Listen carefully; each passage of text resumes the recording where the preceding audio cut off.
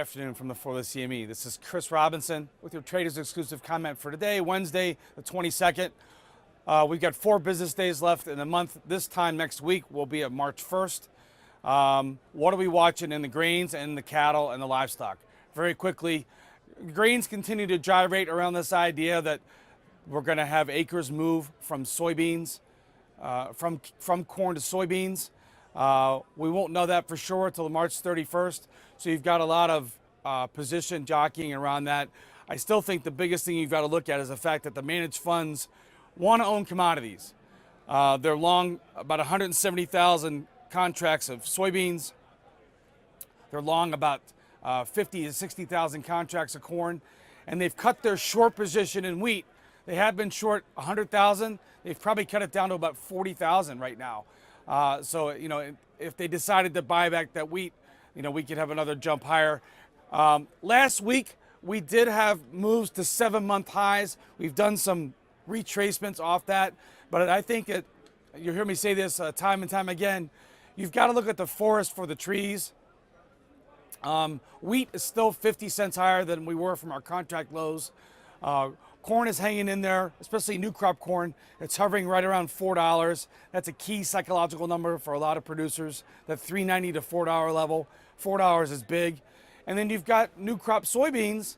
Again, we're trading these big technical levels. I think that there's still a lot of support at $10. Again, a nice round number which gets people's attention. So that's not going to change, I don't think, in the next 2 to 3 weeks. We're going to have a USDA report the second week of March, but the big one is going to be March 31st. And I started trading beans in 1989. I've seen this time and time again. This time of the year, we're very susceptible to the weather. Right now, there's no weather issue in South America, so we're basically stuck trading technicals and money flow, which can be really, really difficult on a day-to-day basis.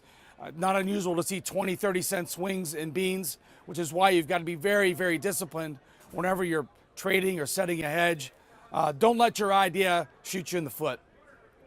Switching over very quickly to what's going on in the livestock. We've got a lot of outside money which has decided to that they want to own, especially live cattle. Managed funds are long about 100,000 contracts of cattle. Just today, we've had a pretty big movement in cash cattle, jumping about $3 or $4 a head, which is a pretty good move. That cash cattle is supporting the futures. And that's something to watch. I think if you're a trader or a hedger, the relationship between cash and futures, that basis, is something you need to watch.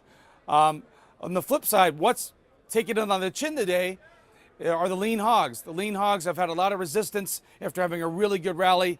They've had trouble getting above 79, 80 cents. And today we've got some profit taking. We gapped lower. Again, it's only Wednesday. I want to see how we settle Friday. But at the end of the day, what these grain markets and livestock markets are giving you is good opportunities, especially if you're looking for someplace else to go with your money other than stocks and bonds and trading currencies. You think you owe it to yourself to educate yourself about the opportunities that are available in the livestock and the ags. If you're looking for help with your hedging or speculating, look me up on the web, Chris Robinson. Have a great day.